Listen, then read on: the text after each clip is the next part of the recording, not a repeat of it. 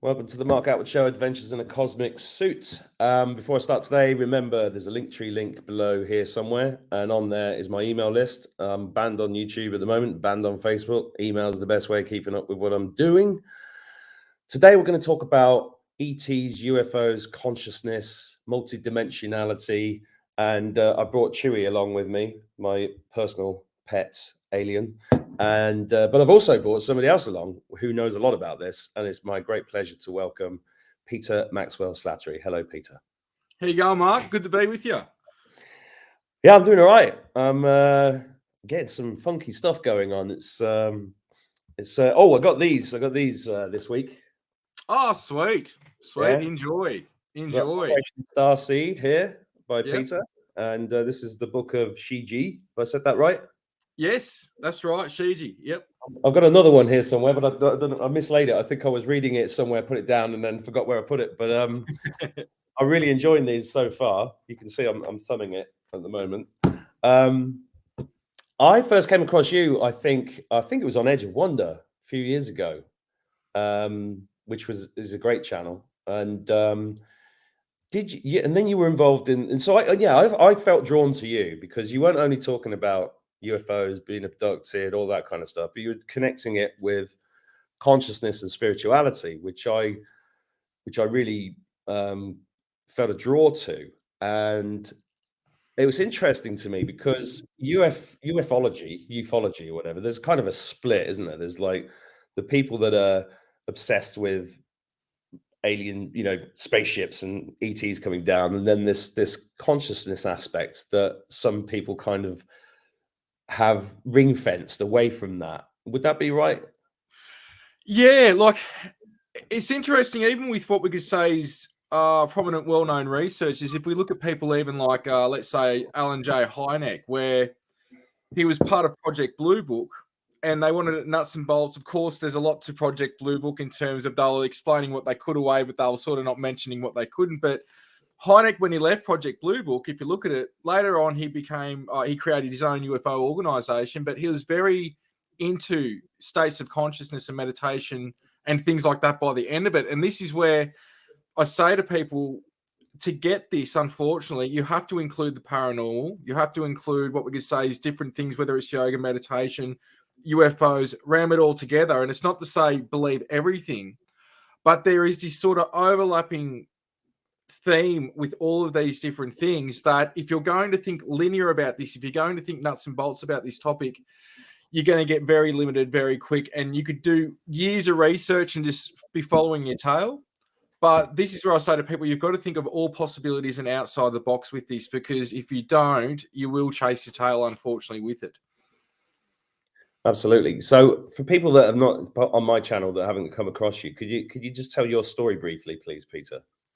Yeah, so I'm somebody that's had experiences from the age of, well, I'll say 7. There's a few things before that, and predominantly started out with telepathy between the ages of 8 and 12. It was regular contact with beings that were white that looked like greys, but they were white. Their skin texture was like cigarette ash, and their eyes were sort of like more like ours but bigger. Black almond shaped eyes, meaning just the shape and sort of the way that they're placed on our skull, we could say. First UFO sighting at the age of 12, followed by years and years of high strangeness, and then up around 2010.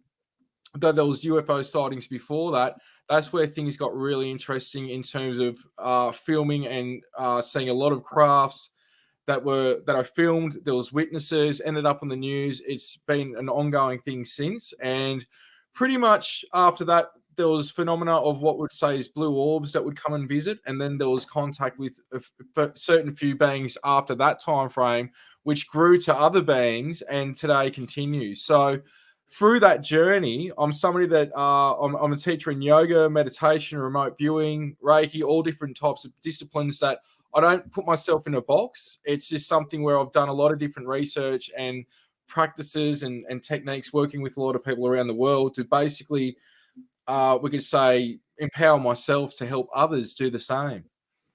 Well, I think that's one of the things that I love about what you're doing is it's all about empowering people. It's all about spiritual sovereignty and learning to recognize these contacts that I think a lot of us have, but ignore. Would that be right?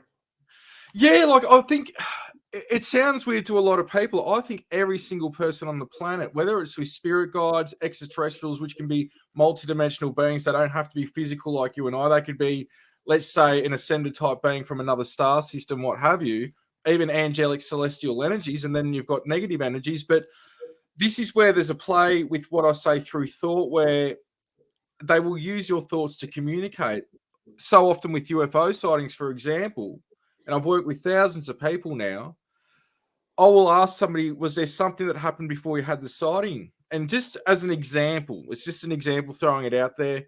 Oh, I had to go outside and check the mail, or I had to go and check if the car was locked. And they looked up and they had a sighting, and it was just a thought to go outside and check the car or the post box. But that thought can be projected, and they can use your own thoughts to communicate. Where, for example, with my own contacts, I go through. I went through different stages in development, but I'm at a stage, and it even happened in the early days, where I'm getting visions in my mind's eye, which would be where we get visions in the dream state, or psychics get that, and I believe everyone's got this ability. So I'll get visions, thoughts, feelings, all in sync with the information being projected, basically to where it's like we could say a book of information consciously downloaded to you with visuals that can take literally a second. You may not understand it all coherently, but that's the way that it's working predominantly, is just through thoughts, ideas, epiphanies, concepts, knowing things. And I think we were like this in ancient times, but through social engineering, upbringing, education, epigenetics, we sort of lose that sort of quality over time, and we get to the stage where we are now, where if we can't see, touch, taste, smell, or get external validation, we tend to doubt things. And so I think it's getting back to that part of human qualities that we originally had, to where we've got to start playing with these things again. Yeah, absolutely. I had a flashback to I was at Manchester University 30 years ago, and there was a guy that I met who was doing a postgraduate degree in ufology, right? And I was very excited to meet him, and I remember digging into him and trying to find out what was he studying, and it turned out that he was doing an academic study into this, and his job was to disprove UFOs. That's what he saw his job to be. And I was like, how bizarre, it's like, why would you go into something, a study, to disprove the thing that you're studying? It's like really bizarre. And these aspects, the spiritual aspects of it, became, I don't know if I told you before, but I was a pilot in the RAF 30 years ago, and I've seen UFOs my entire life, and all of my kids have grown up. See, we'd pull over and say, "You see that one behind the cloud?" And we've all seen them. When I lived in Morocco for 4 years, we sat outside every single night, and there was no light pollution because we were outside of Marrakesh in the countryside. I just saw the craziest things. There was one night I had 13 witnesses watch at least 40 white lights doing impossible things for about half an hour. And then the next morning, none of them, I was like, wasn't that amazing last night? And they'd be like, yeah, it's fine. We've got coffee or tea. And I'd be like, people just don't seem to connect the implications of it. They go, yeah, I saw that. And I find that really interesting, the way that people do that.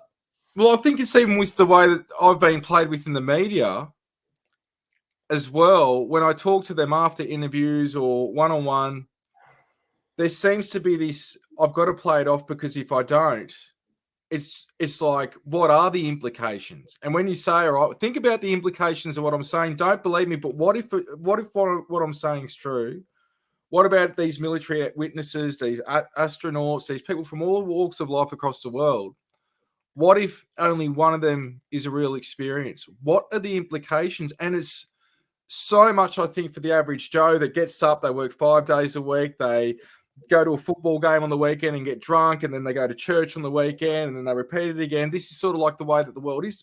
Nothing wrong if people are fine with that, but it's like, it's too much, I think, for human brains, for some people. Not all humans, of course, but the average person that either if they're not open to this or being exposed to it, it's really like what we could say is foundational changing. Even for myself, being an experiencer most of my life, I think there come a period in later years where it was like a shock sort of reality hit me where it's like, I've got to go back and educate myself, because not everything, but a lot of what I know and what I've been taught at school is wrong. I can remember a science teacher grading a paper before we did the test said, now you've got to answer this, this, and this on these questions, because if you don't, we're going to mark you wrong. Even though you're right, if you answer it this, this, and this, it's because they haven't updated the textbooks. So basically, we're getting told I had the same experience. I had exactly the same experience at A level. Like, it's the same example. It's like, it's just something where if it's not part of people's realities or they're open to it, it's just weird how we act like this as humans. But it's something where I think there's that groundbreaking component happening now, where if we look at what's going on around the world, the amount of people that are coming to me in droves that commonly say, Pete, 6 months, a year and a half ago, I would have thought you were nuts. I wasn't even open to any of this, but something's happened, and we're seeing this sort of wake-up call happening across the globe at the moment. No question. You can feel it. It's I kind of relate it to like frequency matching. People are going through this spiritual quarantine, and they're looking inside, and things are changing for them. And then I'm getting similar things. People saying, "I thought you were nuts a year ago," and now I'm starting to listen to you. This is weird as well. Where I live in Ireland was the headquarters of the UFO Society of Ireland, because there was an amazing woman that moved here 34 years ago. She died 10 years ago, but her name was Betty Mailer, and she turned this town quite famous because people would come from all over the place for conferences on UFOs. And I'd been coming here 20 odd years, and I really wanted to meet her, and I was close to meeting her, but I missed her. But because she died, and she'd be out on the lake here with divining rods, and everybody would take the mickey out of her. You're looking for the little green men there, Betty, all this kind of stuff. And there's 3 guys here that had an abduction experience 40 years ago in the hills that I can see through the window. And there's people here that know about crashes here, UFO crashes. And they all just sort of go and brush it under the carpet. It's like, and pretend it's not real, and then just get on with their day. But we're at a point, as you just said, you're getting lots of people coming and getting more interested in this because they're having their own personal experiences. And I attest to that myself, because last year when I started my YouTube channel, it really happened because I was pulled to do it, and I couldn't ignore these feelings that were coming through me, and it's like these waves of, and that you're surrounded by something multidimensional or invisible, but you're getting this information, and then and these downloads that you've just described, you get this like burst of information. Suddenly you start knowing stuff that then you start talking about it, and then sometimes you're like, did that just come out of my mouth? Yeah. Then people look at you like you're a nutter. But what I've loved about this year is connecting with more people that are having the same experiences. And I think it is all about connecting consciousness, and we all seem to be placed around the planet in different ways. And I know that you've set up is it the Jaya Sanctuary? Yeah. Yep. Yeah. And is that kind of a branch off from James Gilliland's ESETI? Is that? Well, it's my own thing, but it's my own thing, but it's an affiliate. Like James and I have been working closely for years. I've also got ESETI Australia, which is like a sub-component of Jaya Sanctuary. Yeah, it's 6 acres amongst thousands of acres of farmland. About 5 minutes from a place called Rutherglen, which has got I've got 17 wineries around me. So like we've got really great fertile ground around here, so it's just lovely energy, lots of gold, lots of quartz, and it's something where now what I'm focusing on is doing, instead of stuff online as much, doing small groups and self-mastery workshops, even sky watching, yoga, meditation, sort of everything, mixing it up every few weekends and having different events. So people get a chance to meet me, but also they can, get that time with me in person, maybe stuff that I wouldn't say normally publicly, or, they get to ask questions. They even get an experience here where they can see the crafts and the beings themselves. So something where I've just wanted to hold that space and do that. And once we open up for international flights next month, but usually I'm at James's for a few months a year as well. And sometimes James has come back here as well. So James and I work close quarters. We talk pretty much daily. And so, James has been doing this how long I've been alive. So it's sort of something where I was doing what I'm doing before I met him.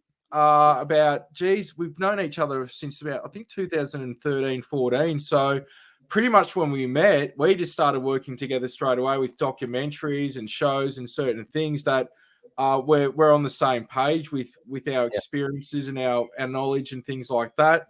And yeah, he's a great friend and mentor. So it's sort of like I've just taken up the torch and done my own thing over this way. And yeah, doing it in Australia where there is a demand for it is something where Australia is different from a lot of places in the world. We're very health conscious, very good food, a very healthy, active lifestyles. But it's sort of like I'm seeing a breakthrough with the spiritual aspect now and the consciousness aspect and even the UFO thing growing and the paranormal more than what it has in the past. So we're seeing that jump in consciousness here as well. Well, that's great to hear. But I mean, Australia is known throughout the rest of the world at the moment as like an open air prison. There's like crazy stuff going on there.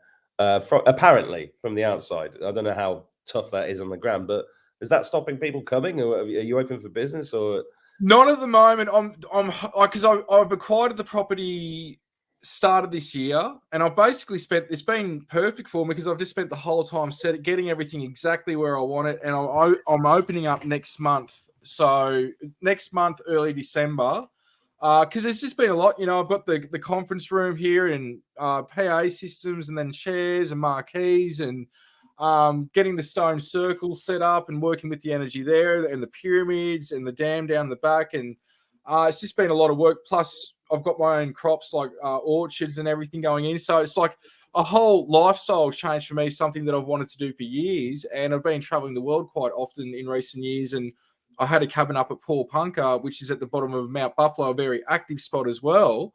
And then it was just like, it's time. And I got told 11 years ago, this is what I'd be doing. And here I am 11 years later, embarking on that stage in my life now. That's amazing. I think there's a lot of people watching this that want to come. So what's the website address for that?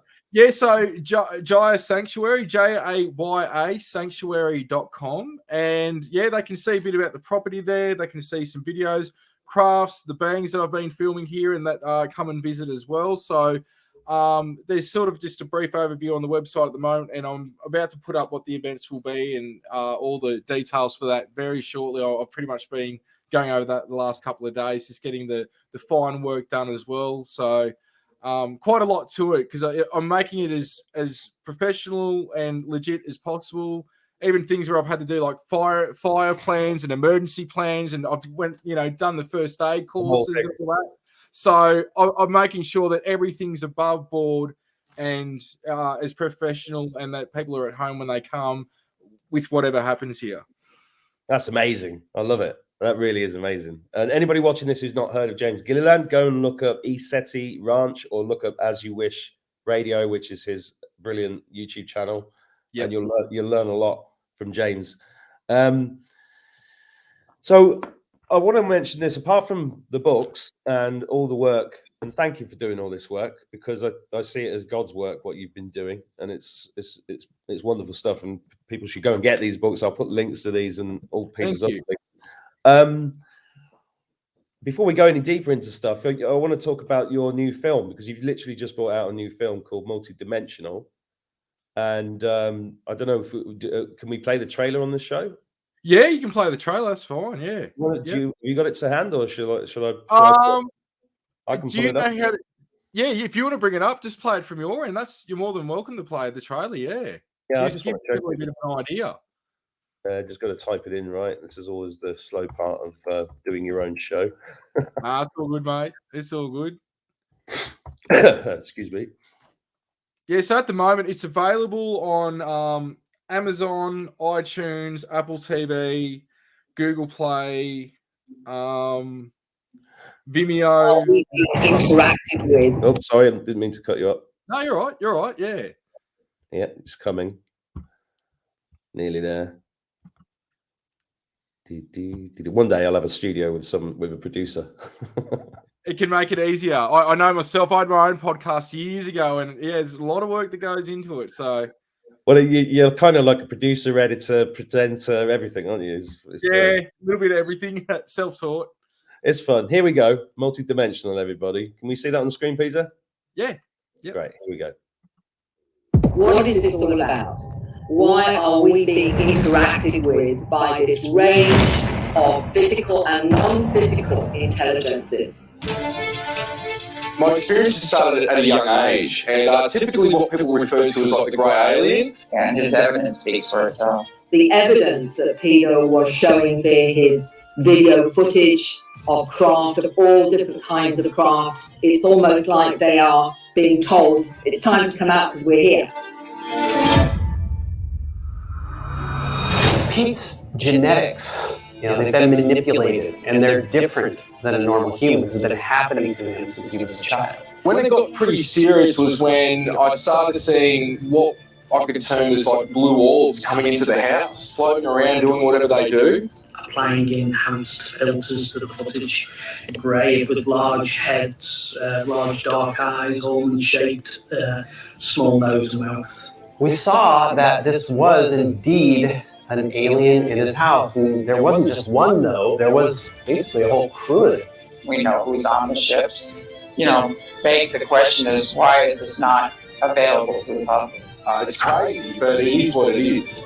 The one we know as Pete is not so much one individual. Of course, the data reflects somewhat of a rotation of beings that can and do go in and out of Pete's body. Frankly, he's described as being an experiment, a multi-dimensional alien type experiment.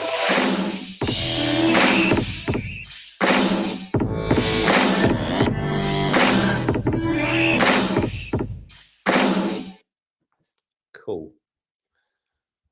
So that must have been fun to make. It was. It was quite easy. Yeah. Well, it's what you do. It only took me 2 weeks to bang together. That really? It was so simple because what happened was, like I'm in lockdown. I wanted to get it done, and James, John, and Jason all said to me, "You need to just make something, Pete. For years, everyone's been asking. You've done a lot of stuff. Like I made James Gilliland's Contact Has Begun Too, which is free online. The first one back in 2007, I think it got like 20 million hits on Netflix the first week it was out. It was a big film. So that was big shoes to fill, making a second film that James had asked me to make, not the original person. They got permission. And everyone is like, they just all said it within a couple of days. It's like, you should make your own film. You should make your own film. You should make your own film. So yeah, basically it was like, I did Mary on Skype. John did his own thing. I did it with Jason, his part, and he filmed that while I was asking him certain questions there, just the stuff that I thought would add to it. And James had Robert help him out over there, film that part. And it took not even 2 weeks to bang together. What was frustrating was there's so much footage and evidence that there's probably going to end up being a part 2 and 3. I can't even touch the sides. It's not even 5% of what I've got to show is in that film. And it's not out of, oh, look at me and all this stuff, but it's like I'm going to try and get more in depth as the other documentaries come along, because I thought I need to sort of keep it what's digestible at the moment in terms of the footage and the beings, and talk about the multidimensional aspect, which will lead into where it all leads to later on, because I think it's like a good footing to introduce people into my story and into that concept, but also it's got some new stuff that people that know me haven't seen or heard. And then I wanted to make it so it's like, if I'm going to do this, I want it to be something that a family or somebody that's not even into this can sit down and watch it, and at least it's digestible and leaves them with the question, what if this guy's telling the truth? And that's all I wanted to do with it. Yeah, and I made my first sort of UFO film about a month ago, and I was watching yours there with jealousy because I didn't have the right camera equipment. My camera guy didn't even know what he was filming, so he'd see a light and he'd move somewhere else, and because he didn't really understand what he was filming. And it's a challenge because you've got more footage than probably anybody on Earth of experiences in it and UFOs and all that. You and James, I mean, unbelievable amount of quality footage. So I've just invested in a new camera so I can hopefully get some better stuff. I'm going this weekend to meet some other people that see these things and hopefully get some more with them. Well, it's also I want to talk a little bit about the movie making side of things, because you mentioned Netflix there, and I've noticed that some films in this genre get onto places like Netflix, like Dr. Stephen Greer's stuff, and some things obviously don't. And for people watching this, make sure you go and buy Peter's film, because this kind of work needs support, and these things take. I know it only took him 2 weeks, but there's a lot of work behind that. In order well, to it's 11 years of data that was put Exactly. into it. So because I do a lot of presentations and things, it made it easier because I'm used to what to show people. So it's not 2 weeks of work; it's 11 years of work done in 2 weeks. I had a friend of mine on yesterday called Taya Van Dort, who made an amazing film called Time of the Sixth Sun, which they believe is, and that took 14 years to make and cost £700,000 to make. And, you know, I mean, these things, and you know, and it's never going to get on Netflix. It's never going to get in the cinemas. And he had thousands of hours of footage, and he turned. He's got an interesting business model for that, where you can watch it for free, and then if you want to buy the film, you can. And then there's all these extra interviews and stuff that have been edited to support the material that then fund it that way. And I think after 2 years, he's just about breaking even. So I'm bringing that up because people watching this should, if you're interested in these subjects. And he said, of all the people that see the film, only 2% of them actually purchase it. So you have to get to a lot of people. So I'm just saying this because if you're watching this and you're interested in Peter's work, and go and watch MultiDimensional and pay for it. It's not a lot of money. And that's how we get more of this information out there, because we're in the financial system. And as you guys watching this know, I'm a big believer that we have to deal with what we've got in front of us. We all know the financial system is a load of bollocks, but it's what we're dealing with right now. So we need to fund these things. So really, I wish you all the best of luck with that, Peter, because it's I just think it's great that you brought that out, and please bring more out if you get the time. But it sounds like well, I've made probably about 12 to date. At the moment, there's about 4 or 5 films actually out there that I've done, 3 of them for free. And I think it's just something these days. I actually heard something from Dr. Greer recently. I can't remember where it was. Somebody sent me something, and it was a better deal for him with this last film to not go through Netflix, where I think what they're trying to do now is either control the whole thing or they want to outright own their licensing. And so a lot more stuff, if it goes on Netflix, you're not going to see it anywhere else, where there's other deals that you can get where you're going to get seen in so many places where you actually reach more people than what you would on Netflix. So Netflix, of course, you know, it is what it is. It's a great streaming service, but people are starting to look at alternative avenues now as well. And I think that's just, I was just lucky that Jim Martin, who's worked on some of Greer's films, and I think the Bob Lazar one,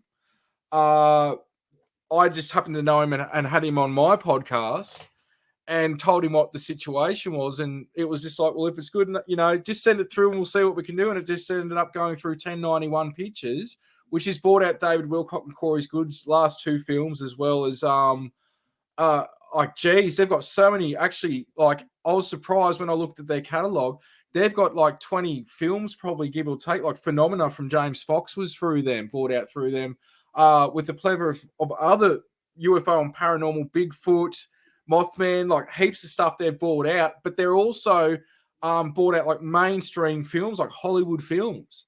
So it's like if you go and type in 1091 Pictures on YouTube, you'll see a lot of this sort of stuff, but you'll see some films going, geez, you know, it's actually a pretty big company. So I was just, you know, lucky. And also I think the way it was is that, you know, when you look at the footage and the evidence, that's what sort of, you know, that's what's affected my life, but also that's what sort of sparks people's interest to see this worthy, because it's not just investigators talking about a case. It's, you know, me, that I've lived through this, and other people on the film have lived through it, and we're capturing it on film and video, photos and videos.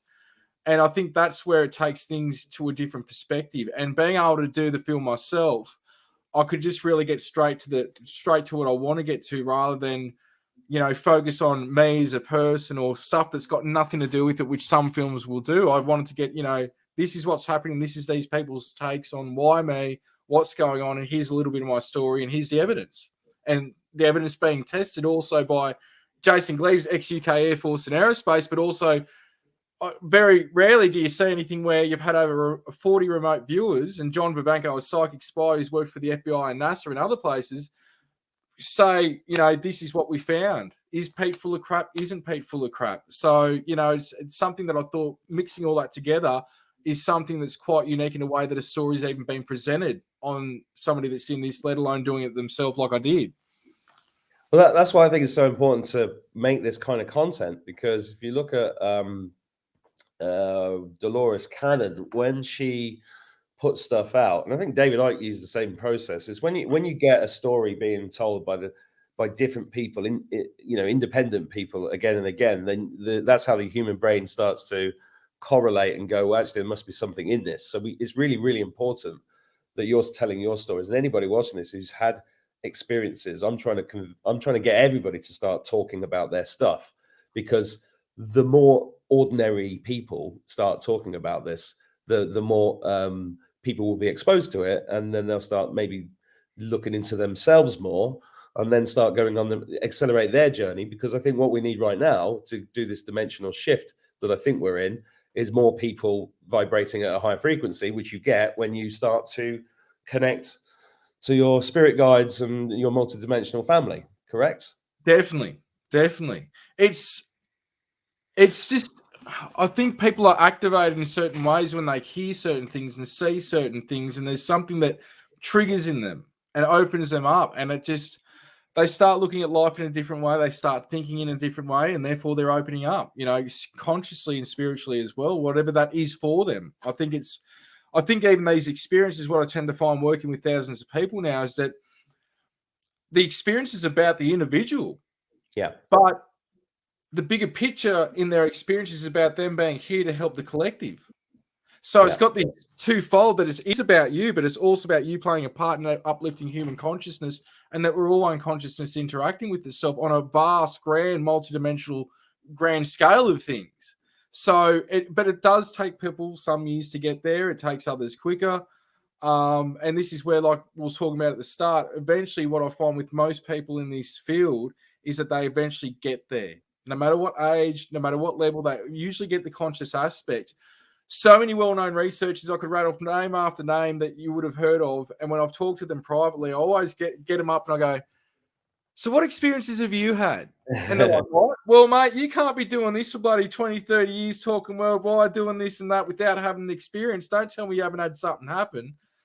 Yeah, well, and then they go in to tell me a story. And I think a lot of the time they do that because they want to bring credibility to them acting like there's somebody that hasn't seen something, but they just want to present the evidence. Because if they do go down that path, well, then they're going to lose credibility because now there's somebody that's part of the phenomena rather than somebody trying to research it. And that's frustrating as well, because I think if that would have worked, we would have got somewhere with this. Yeah, well, I'm experiencing this myself, because I've been trying to meet up with like-minded parents to sort of investigate the possibility of setting up new schools and alternative things here, because I strongly believe that we are being watched at the moment, and are we standing up? Are we standing in our truth? And that's kind of like, that's what's required, right? And I said to one of them the other day, I said, I think you better front this up, because if they start seeing it's me, they'll go, well, that's the guy who's on YouTube talking about fairies, angels, UFOs, and all this, and then I'll be shot down really quickly. But I don't care. And I think there's this wonderful point when you just go, I don't care anymore. You can't go back. There's no going back. I can't rewind. And once you commit and you're out there saying it, there's no going back. And actually that accelerates you, which is a really wonderful thing, isn't it? Well, it's two-edged sword. It's just funny you say that too, because I actually had a celebrity ask me to help him with something the other day publicly here. And I said, I think you're best just to leave me out of it. Anything I can do to help, but if you get me involved, because like what I'm about to go into is I did start talking about this on the morning news. It's like it was sunrise, like Good Morning America, but the Australian version. I'm not sure what you have there. I was on the evening news, newspapers, and to tell you the truth, it screwed my life. At the time, it's absolutely screwed it. I'd walk down the street and I could see people doing this in the mirror, in the shopping, windows. You could see the reflection and lost, we could say friends and family thinking that I'm nuts. And well, it's reversed now. But I got to a point within that where I become very strong. From the perspective of, I've also found something else out, that these people should think I'm nuts. People go, what do you mean? And I'm thinking, well, I'm going on morning news, trying to tell a few million people with the evidence I had at the time that this is real. I've got no super credibility because I was a musician. It's not like I'm a scientist or a PhD or I'm Air Force or I'm aerospace. And I did quote military witnesses. I quoted astronauts. I was just like, go and do your research. And I was just sort of like treated like a 4-year-old child with a make-believe friend. It hurt. It really hurt. And it wasn't until some months after that I sort of sat there contemplating that, going, they shouldn't have believed me. No wonder I look nuts, unless they're open-minded or they've experienced it. This stuff would have been sorted out years ago if there wasn't also a disinformation campaign put in place against this sort of thing. So it got me to backtrack, going, all right, now I'm going to help those that come to me for help, and I'm not going to preach it. If they want to know something, I'll explain it. I just saw something behind you. Did you? It was like a little blue light, and it just like zipped up. Like, all right. Well, you might be able to see it on the playback. So, yeah. And it's not to discredit. Like, once you I do have that like don't give a stuff attitude, but at that time, and it's not in a negative way. I've got that. It's like, I'm who I am. I tell it like it is. But there is that sort of thing where, you know, I did sort of pull it back a bit, rather than be one preaching, you know, UFOs and this and that are real. It's like, all right, I've got to do this differently, because that's not going to make a change. I've got to play my part, and those who are meant to come to me, like Shiji told me, the Pleiadian that I'm in contact with, said to me, it's fine. It's like, those who are meant to come to you will come to you, and that will roll out as it's got to. And that's been true to not just her word, but also other beings that I'm interfacing with and interacting with. It's taken on a life of its own. So it was sort of, I think, I didn't ask to go into the media. I didn't ask for it to play out the way that it did. So it was almost like, the way I can describe it, and I heard David Icke say this one day, and it's a perfect example when he went on I think it was the Wogan show. Oh, yeah. Where first off, he was saying his nuts. It was a similar thing to me, not as bad, I don't think, what happened. Like, it was worse than what happened to me. But I look back at that time, and it's like I heard him say one day that it's like the ocean in his mind hadn't even settled yet from his experiences. Yeah. That no wonder he looked nuts. And I felt the same way. And do you know what? After 11 years of what's happened, I can tell you now with confidence, I feel like the ocean's almost settled after 11 years. But I feel like there's pebbles that keep dropping in it to expand it. And so, you know, I help people around the world every day. I've done a lot of stuff, but I say to people, I'm first and foremost a student as well as a teacher. I'm always going to be a student, and I think we're always going to be sort of chasing that tail of evolution. And I think it's an exciting thing. I think it's not a dull thing, but it was just one thing for me. I think I was thrown into the public eye with this without asking for it.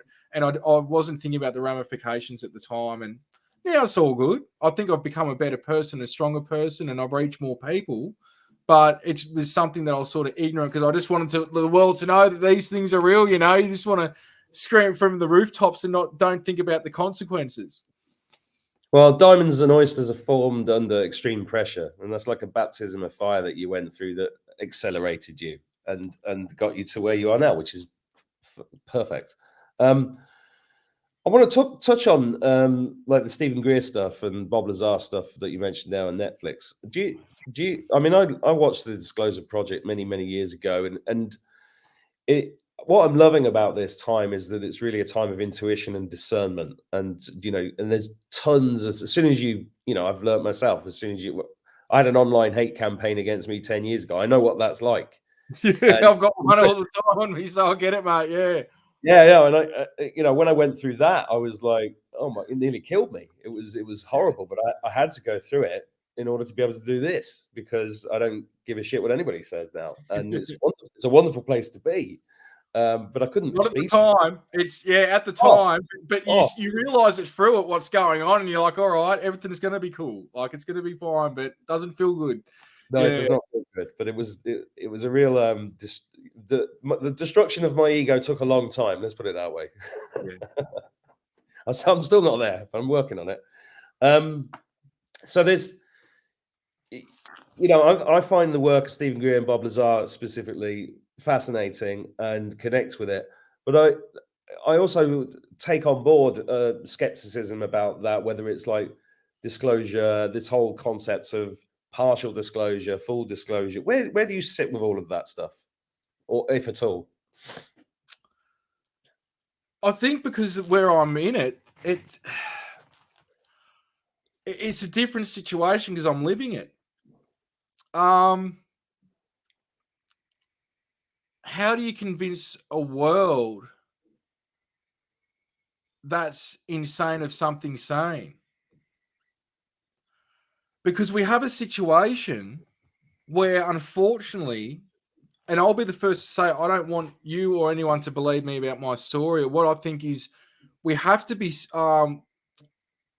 discerning, and we have to look at the information of both sides of arguments and just take it where it comes. Now, in some aspects, we could look at it like James even says, and Dr. Gray as well, that disclosure's already happened. But if your form of information is CNN or Fox News or, here Prime News or Channel 9, you're going to be very limited because we don't, unfortunately, have journalism these days. I think that we've got a few good journalists, but they're not really working for any mainstream media. Journalists will do exactly what I'm saying. They'll look at both sides of an argument, present it to the public and go, you make up your mind, but here's the facts from both sides.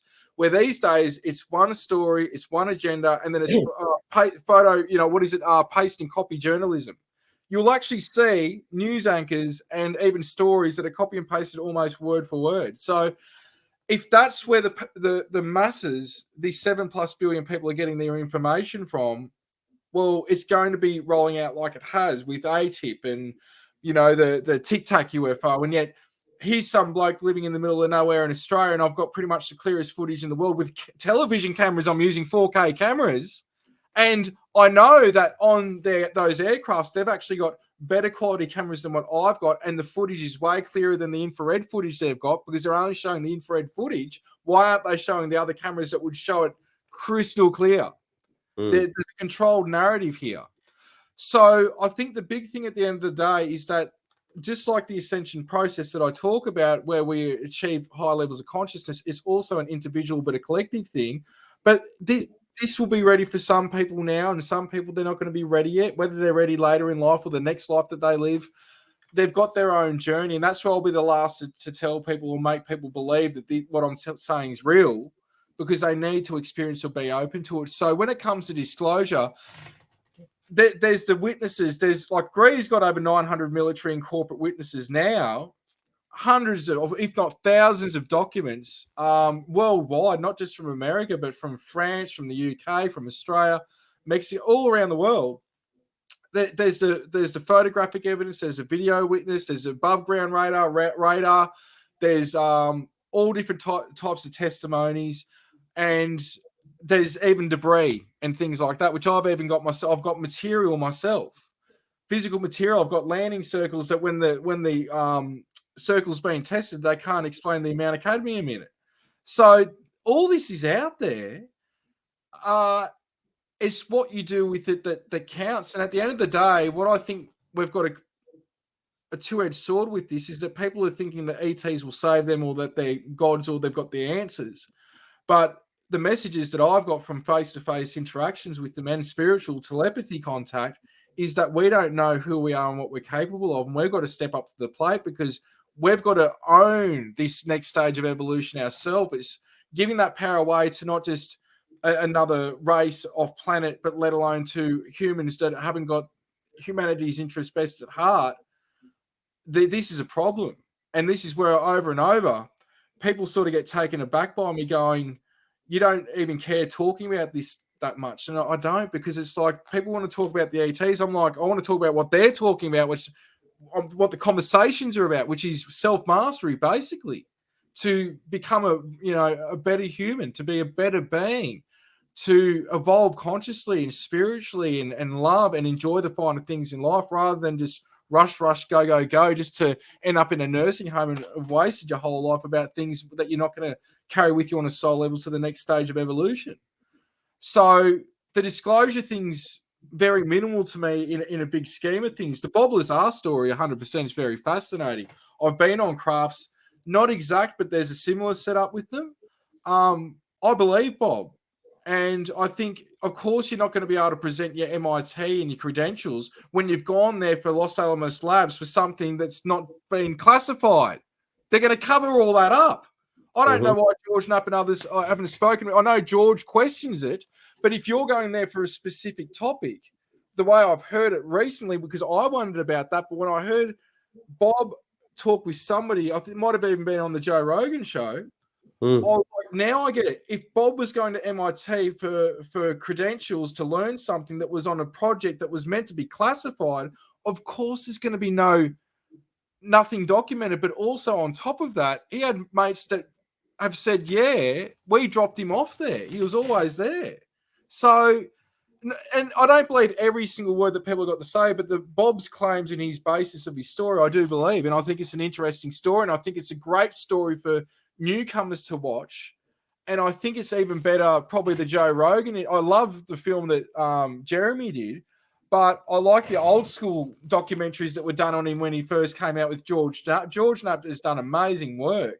And I think the old school stuff, watching that and then probably Joe Rogan and then watching the Jeremy one, I think it's sort of like a good way to wean yourself from the start of it to the now. Of course, with some old Bob Lazar and John Lear Coast to Coast episodes that you and Gene Huff, you really get into it and you sort of like there's times that I've driven the truck across the country, me pickup, and I'm listening to that and I'm just like, you're there with them and they're telling the story and you're just like, there's no way these guys are making this crap up. Well, that's the thing. Yeah, you're like, well, how can they? You know, talking for hours and hours and hours about this stuff. And then, I mean, what I like about Bob is he disappeared for it and then came back because he doesn't care about it. He loves the technology. He doesn't even care about the ETs. It's just like, I wish I didn't tell anyone because I could probably still be working on it. It's somebody of his credentials and his mind, and for a scientist to be working on that, that would be like heaven for him. It would be like just the curiosity and trying to figure out the darn thing, how they work and what they do for them. From a physics point of view, that would be something that would almost be never ending for them. Yeah. It's extraordinary. I want to ask you as well about like the Pleiadians. Let's talk about the Pleiadians for a minute, because I first came across the concepts of the Pleiadians about 10 years ago, and I met some people who said, I channeled the Pleiadians, and I've seen lots of people's automatic writing and messages and stuff. And there's this, then I started talking to people who said, well, they're not a race of beings. It's like an energy field, a consciousness level. And I'm like really interested in this because it ties in with this idea of, are they actually planets out there, or are they dimensions? Are they physically out there, or that are we under a dome? All of that kind of stuff kind of connects. And I think one of the things I love about the way you talk is that you don't talk about them being like gods up there. They're on their own journey as well, and they're connecting with us, and they're trying to help us, and they're definitely trying to help. They're definitely trying to communicate with us, like you said, to raise us up so we stand in our own power, realize what our gifts are, and then follow that path to. And I'm seeing it all over the place. I'm seeing people realizing that they're more psychic, they're clairvoyant, they're clairsentient, and all of these types of things. And personally, I'm really looking forward to levitation, because I've been having dreams about flying since I can remember, and that's why I became a pilot in the first place. So I can't wait to get. And I believe that these things are possible, but I must admit, I'm still, I talk to the stars, and there are stars that talk to me and move for me and show me things, and I'm like, okay, that's really happening. That's a real thing that's happening. But then, is that Venus? Is it a rock in space? Is it millions of miles away? That's what I'm still fuzzy about. I don't know if I've worked that out yet. Have you got any Well, on a clarity. deeper level, the stars are actually part of projecting this reality. And they're also portals, and they are connected through electromagnetic tunnels to where you can even use them to travel. Our physics will not understand that, because our physics will burn up. So what I'm going to tell you is layers to this, because this is where, again, you can't look at this linear. Is it this? Is it that? You can't say this is black. You can't say this is white. The grey in the middle is where most of your answers is going to be. Everyone that I talk to, they want an answer. And when I say, do you really want to hear what I've got to say? Because I'm going to need about an hour and a half just to explain this to you. And then I've got to explain this. And then I've got to explain this. And still after that, I don't want you to believe me. But the way I describe it is that the Pleiadians are a conglomerate of many different races, but even us in the future that came back to create Atlantis and Lemuria before us. Now, there is physical, but there is also ethereal and also angelic beings that are stationed, occupying what we could say is the Pleiadian space area. Now, if we look at the Pleiades today, and forgive me if I'm wrong with this, but I think it's around 440 light years away, the Pleiades. So when you're looking at it right now, that's how it was 440 light years, like, the speed that it takes to hit the human eyes. My understanding is that they are coming from the future, and some of them are coming from different, not just times, but also different dimensions, to where I've been on crafts when I've gone there and other places, and when we shift time, what I could describe in even dimensions is some planets won't exist, the same stars will, and then you get to a higher state, and some of the stars don't exist. There's new stars and new planets. So this is where it got convoluted for me, because I was always thinking about this, what did I say? In a linear way. Yeah. And what was interesting was I had a meeting with James Gilliland and Ulukai Brendan Murray, King of the Raven Tribe. We had a meeting a few years ago about some stuff that obviously it was meant to happen. And it was about the Lyrans coming here. Well, my understanding straight up, which mixes in with James, but it ties in with the King of the Raven Tribe in a moment, that my understanding is that the first beings here were the Elohim that divided off from the light blueprint into physicality, because everything's structured from light. And so from that time, through different, we could say, projects that was going on, the Lyrans also had Elohim manifest in the Lyra area in space, where Vega is now. Their main star blew up very long time ago. But the Lyrans were coming here because they had developed what we could say quicker and earlier from the Elohim state.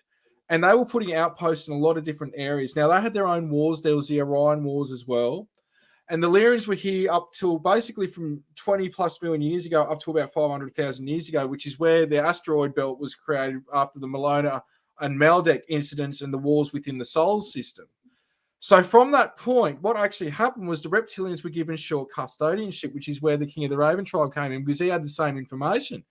And what happened was, because they introduced the R part of the brain to the Earth human at that time, they screwed up what their deal was, and there was Pleiadians and other beings that came here from in the future back with what it could be a type of federation. It's usually councils that I'm interacting with, basically to end that deal, and it was given to the Pleiadians, and they started Atlantis and Lemuria. Now, where this gets interesting is that in Australia, we've got a place called the Gosford Glyphs.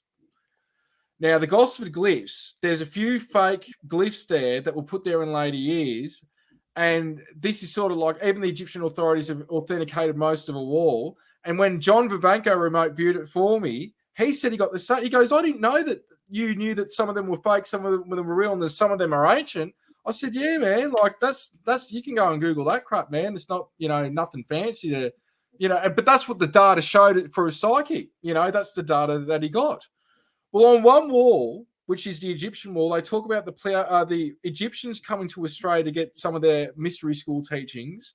And the story goes, and I actually held the kneecap of one of the pharaohs, because what happened was, two pharaohs came here, and I can't remember their names. They came to Australia to take these two rocks, which are like hard drives full of data. And the Aboriginals said to them, you can take them, but you're not going to get away with it. Well, one got bit by a snake and died on the spot. I actually found his tomb. I told the people when I got there, do not tell me anything. I want to psychically work this out. I found everything. And the other pharaoh was actually shipwrecked on the ocean there and died. So anyway, where this gets interesting is on the other wall that was bought from 100 kilometers away that can't be explained. It's known as the Pleiadian glyphs.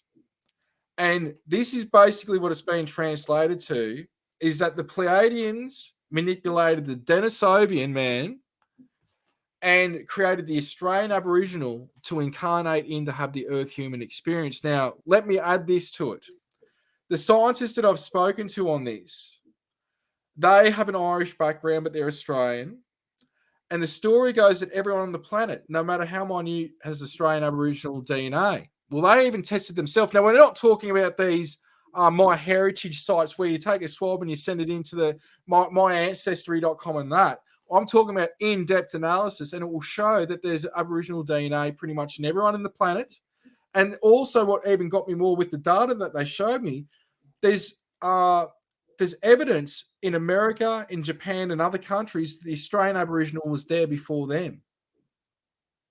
So what I'm saying is our history is not what we're taught in the textbooks. And once you look at this, and this is written in stone, this starts to put a whole new perspective, and also reincarnation. Going from being a Pleiadian being, incarnating into an Aboriginal being that they manipulated from the Denisovian so they could have the Earth human experience. This is where I'm saying you're not going to get this thinking linear. You've got to think of all possibility with this. And it doesn't mean that thinking of all possibility, you're going to be right, but it's going to help you evolve and get things and get to the truth a lot quicker. But what I will tell you from experience is I believe on this state out of here of consciousness, I think we know it all. I really do. I think we're just limited when we're in the human body. And do you think we chose that because to have this experience? I think in some cases, yes. Sometimes I think it's a protection mechanism, and sometimes I think that what body you're incarnated in may not be able to integrate it because it's so far out of not just the frequency you're in, but what your education is, what your upbringing is, epigenetics. There's a whole lot of factors into this, but I think we're breaking through that. I think once we have something where we go, all right, we are more than just a physical body, and we do it as a collective, there's going to be a leap in consciousness that's going to really unveil something big and beautiful. Do you think that this whole thing with all of this and everything is they seem to be in a big rush to get rid of as many people as possible? It's all connected with this rising in consciousness. So this time that we're in is Hopi called it the time of the eagle and the condor. It's all been prophesized by all the indigenous tribes forever. It seems like there's like this race between consciousness rising and them trying to put a net over a balloon that they can't stop going up. I think you've got on the mark, and I think that what perceives to be something that's destroying the world is going to be the spark that ignites it into a beautiful. It's like you were saying before about the pearl and the diamond. Yeah, that's happened to the human race right now. Yeah, and I think we need to go through it. Not that it's like with the cabal and all the negative things we could go on about. I don't condone it, but what's going to happen is there's going to be it's almost like not even a backlash. It's almost like it's going to have the opposite effect of what people wanted it to have that are implementing these things. And it's not going to be a negative thing. It's going to be a lovely thing. And like I say, fighting and violence won't get us anywhere. It's love that changes the world. But I think that's what's going to happen is it's going to get so hopeless that there's going to be just a change in us, that it's all going to be from internally that this change comes. And then we're going to see it. Because really, this reality is projected from within. And firstly, we need to change ourselves. But first, all the crap needs to come up to be able to purge it and transmute it. Well, you know, my last question was, what does 5D look like to you? But you just kind of answered it, because that's been my big question. You know, when I first learned about 5D 10 years ago, I was like, what is this? Do we die? Is it different colors? You know, because that's the linear 3D thinking that we have to break out of. And I agree that it's a personal journey, because you have to become sovereign. Otherwise, you can't have a sovereign nation if everybody in it isn't sovereign. Yeah. Taking responsibility for all aspects of your spiritual, physical, emotional, everything, financial, everything. And it's a wonderful place to be, and it's daunting for a lot of people. But in a way, this thing, you know, a lot of people moan, why is it taking so long for all of this, you know, good stuff to happen?